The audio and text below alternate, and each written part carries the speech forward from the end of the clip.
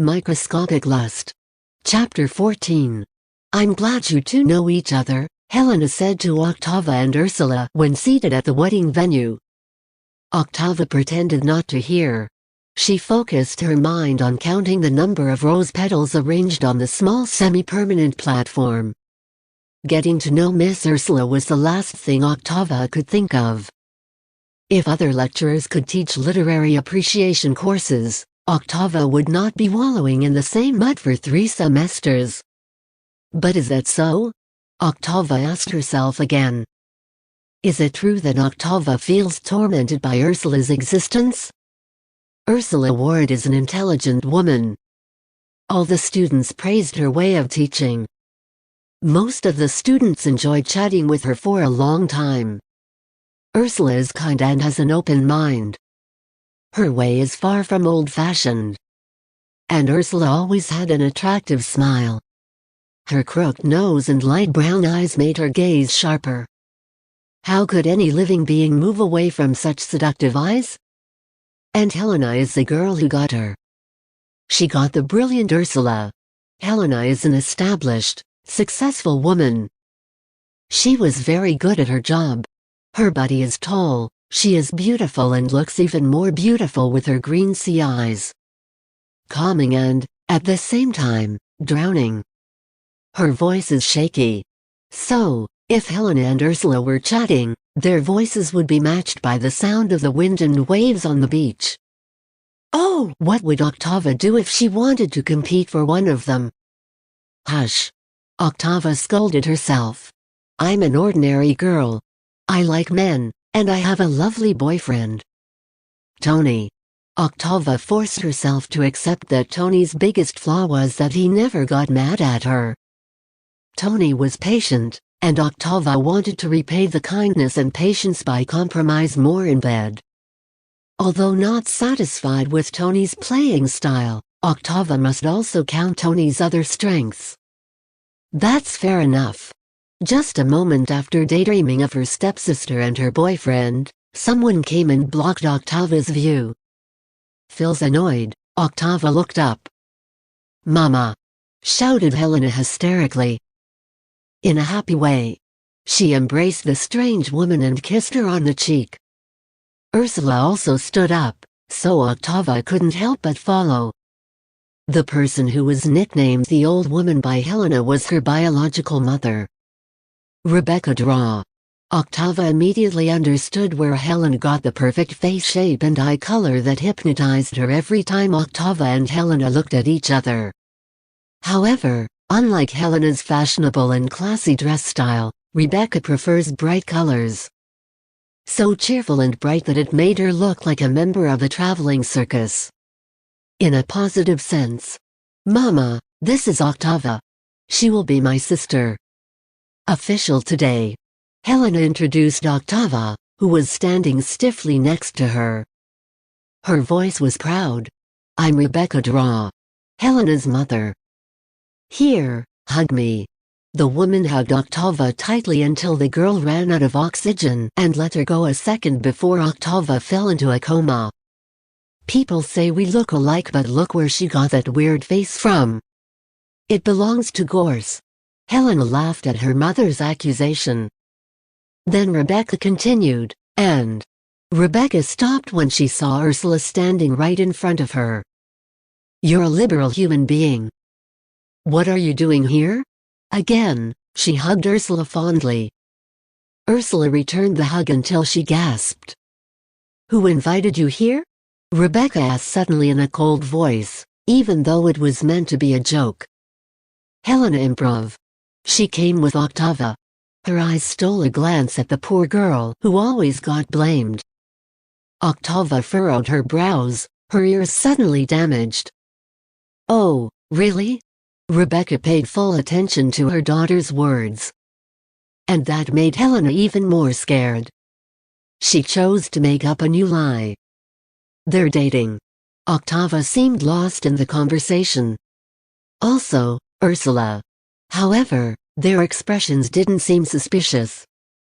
Ursula then leaned her body to get closer to Octava, to help Helena out of the hellhole she made herself. Rebecca chuckled in disbelief. Unfortunately, I thought you would choose Helena. Turns out you guys are really friends. Been a long time. How many years have we not seen each other, Ursula? 5 years, maybe. 8. Ursula immediately answered. She wouldn't let the emptiness make this already awkward atmosphere even more suspicious to Rebecca. Yeah, those years shouldn't make us strangers. Unfortunately, you are always busy with those poems and don't come to our program anymore, said Rebecca. Octava had heard a bit about Rebecca on the way here. Rebecca is the owner of the largest, multinational-based non-profit spiritual foundation in the city of Purasabha. I wouldn't let you down for no reason, Rebecca. Ursula compensated. And I hope your excuses don't disappoint me. You're smart as usual.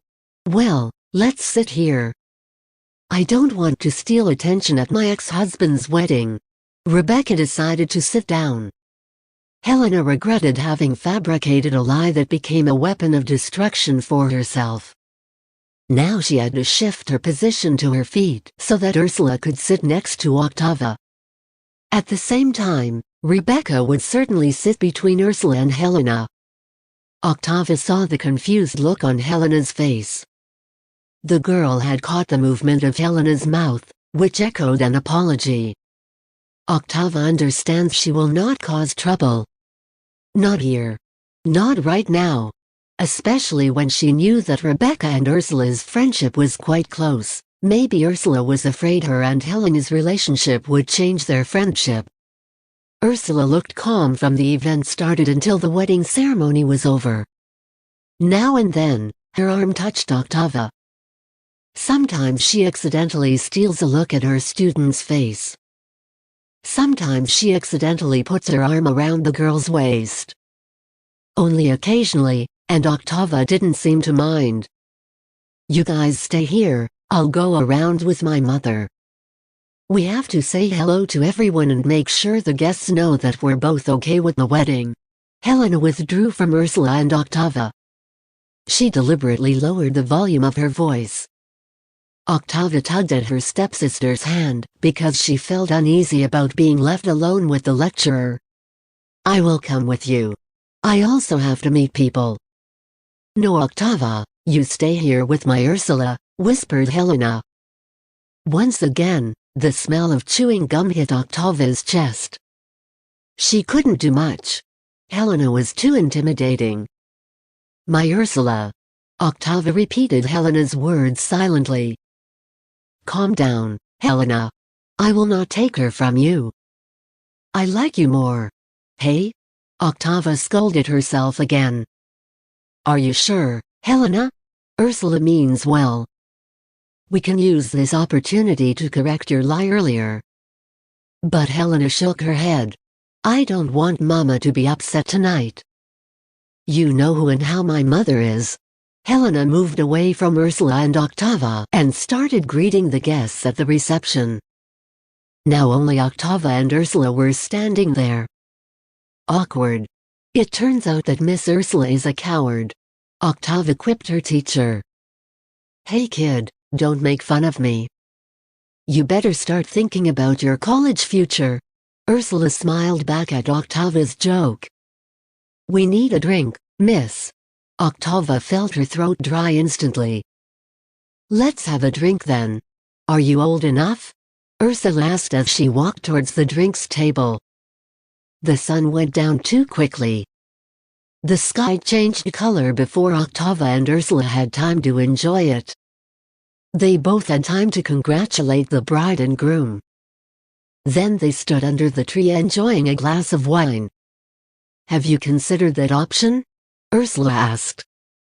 Octava shrugged. About what? About yesterday. My course, replied Ursula before drinking her wine. Can't you be kind to me? This is my mother's wedding. Octava instantly worsened her mood. I'm offering peace. Choose, and I'll help you. Octava rolled her eyes in annoyance. The girl tried to stay away, But this was the second time Ursula had pulled her hand when Octava wanted to walk away. Now, the grip felt tighter than before. Ursula looked at Octava sharply. As they faced each other, the chandeliers began to flash, and their light flickered around the two of them. You can't always run when things aren't in your favor, Octava. Stop running away. Microscopic Lust. Chapter 15. You can't always run when things are getting harder, Octava. Stop running away. Ursula warned Octava in a shallow voice, but was able to make the other person's skin crawl. That just now almost happened, the girl reminded herself. It wasn't that Ursula was too intimidating for Octava. It happened so fast. It was too soon that it was embarrassing for Octava to remember what had crossed her mind. It must be the influence of liquor. Just now, less than a minute ago, she wanted to know what it felt like to kiss Ursula on the lips. And Octava remembered again about the bruises on Ursula's neck. She had an advantageous angle to see it very clearly. She felt pity. And Ursula's persuasive eyes calling Octava to come closer. Who put the bruises on your neck? Octava asked. Without permission, her fingers touched Ursula's neck. Before she could answer, Helena, of course, he appeared out of nowhere. She hugged Ursula and kissed her. Precisely where Octava had thought of doing it. Then things got awkward, only for Octava. Ursula certainly happily returned the kiss. Helena hastily broke the kiss. Her smile blossomed, and Octava discovered that Helena's smile was much more intoxicating after Octava was under the influence of alcohol. I'm so sorry I had to leave you two. Helena expressed her regret with a sincere expression on her face. Where's your mother? Ursula swept her gaze across the area her eyes could reach. Helena and Octava also looked around. The bride and groom are still in their place. The drinkers have gathered in the corner of the venue, the eaters are still busy eating, and the waiters go around serving. Already home. Finally, Helena said, looking at her watch. She took a deep breath. Let us go home. Octava, you are coming with us, right? Octava immediately shook her head. I'll just wait for my mother. I thought you were too secretive for a party. Ursula chimed in. Octava looked for another reason. You guys go home. I still want to go around. Drink and eat. The girl forced a laugh. Even though in her heart, I'm busy insinuating herself. There wasn't much she could do after Ursula and Helena left. Except for drinking until her body staggers. Finally, Octava decided to rent a taxi and go home alone because Amanda seemed to still really enjoy the party. I should have gone home with those two earlier. Octava grumbled as she crawled into the taxi. No, I can't go home with them. Octava finally arrived. She paid for her taxi and entered the Gore's house, quiet as usual. The lights are all on. Helena's car was parked neatly in its place. Possibly the owner was fast asleep in the room. The clock on the wall pointed to 10. The drunk Octava tried to climb the stairs silently. She carried her shoes. She lifted her dress a little. She didn't want to slip and damage the clothes Helena had given her. Before Octava could touch the doorknob of her room, she heard noises. Octava closed her eyes to ensure that what she heard wasn't just a fantasy. Octava looked for the direction of the voice. The origin of the constant impact of a blunt object. Octava tried to wake up quickly from the influence of alcohol that had entrenched happily in her body. Octava narrowed her eyes to focus her gaze. She walked while leaning against the hallway wall and stopped in front of Helena's room. Evil thoughts floated through Octava's head. Someone might be torturing Helena. Someone might be hurting her sister. Someone might kill her any minute. Robber? Or who? When Octava pressed her ear against the thick wooden door, the sound disappeared suddenly. I'm drunk, she told herself. This is all just my feeling. Then Octava walked back to the front of her door until the crashing sound was heard again. Without thinking, Octava immediately knocked on Helena's door. A few moments later, Helena greeted her in the gap in the door. "Ah, you're home. Are you all right, Helena?" asked Octava in an agitated voice. She was so nervous that she didn't realize that Helena wasn't wearing any clothes. One of her twin clumps of glands peeked through the doorway. Octava lifted her head because she wanted to peek into her stepsister's room. She tried to act normal, but her drunk body staggered. She was curious. "Are you drunk, Octava? How much did you drink?" Helena's voice was hoarse. Her face showed concern. "Yeah, maybe I'm drunk. I heard something earlier. Well, forget it. The important thing is that you're in good shape." Octava decides to end her fruitless investigation. She'd have a better sleep. Helena sighed, then stood up straight. Octava already knew that what was happening in her mind was upside down in the room. And just like that, Octava was embarrassed enough. "I'm sorry," Octava said apologetically. "No problem. Too noisy, huh? Did we disturb your sleep?" Helena smiled shyly. "Oh, it's not like that. I told you I was drunk. I thought I was just hallucinating." Octava was not feeling well. Ursula then appeared behind Helena with a blanket. She covered Helena's beautiful body from behind. Octava just noticed. She had just realized that her stepsister's body looked so perfect. "If you don't mind, we'll go inside." "Have a good night?" Ursula announced farewell. "Sure, good night," Octava said before closing the bedroom door in front of her. Once in her room, Octava immediately threw her body on the bed. The shame made the hangover disappear. Octava regretted her actions. Now that the hangover was gone, she wouldn't be able to sleep like yesterday. Until 2 hours later, Octava remained in the same position. Octava hasn't changed clothes yet. She also couldn't sleep. At a glance, Octava heard the voices of Gors and Amanda arriving at the house. The sound of her mother's laughter and also the sound of their bedroom door closing. Octava became so focused on all the sounds around her, including the sound of her breath every 20 seconds.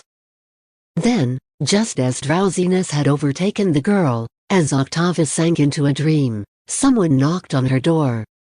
Octava is awake. Today, everyone snatched everything from her. They grabbed the hangover she had built up in such a way from the reception. Now they took away her sleepiness. Octava, who had looked at the clock on the wall and realized that it was already 5 in the morning, immediately opened the door to her room. There, Ursula stood in front of the door with a large smile. "You have not slept yet." "I know," she said. Octava turned towards Helena's room. "What are you doing in front of my room? Where's Helena? Is she all right?" Ursula nodded. "She's still sleeping. And I'm going home. You woke me up to say goodbye?" At 5 in the morning? Octava was starting to sound annoyed. But she lowered her voice so that Helena wouldn't be disturbed. Also, they're parents. Ursula didn't move at all. She's even more intimidating. "You must accompany me downstairs. Open the front door for me. Then lock it again. This house is too big. You'll regret it if you're not careful." Octava snorted and followed Ursula. Ursula arrived at the door, immediately walked to the garage, and got into Helena's car. "You have the car keys?" Octava was starting to feel tricked. "I also have the keys to this house." Ursula laughed in a low voice. It seems that she enjoys messing with her poor student. Octava didn't say anything. After all, Ursula is the only lecturer in the literary appreciation course. She is Helena's girlfriend, Octava's stepsister. Official today. And Octava must respect her. From outside the gate, Ursula reached out for Octava. Octava approached. What? Get in the car. Where are you going? I'm not crazy yet, Ursula. What will Helena say about it? Come in. I'll show you something. It's urgent. Ursula was still insistent. But she didn't look pushy. Ursula looks inviting. Octava felt her lungs begin to heat up from her rapid breathing. She had doubts. Part of her body wanted to come along. Part of her was afraid. If I come in, will you pass me at the course? Maybe. Ursula nodded. Hearing that, Octava immediately ran inside. She locked the front door and closed the gate. Octava hopped into the car in house sneakers and the black dress she hadn't changed from last night's wedding.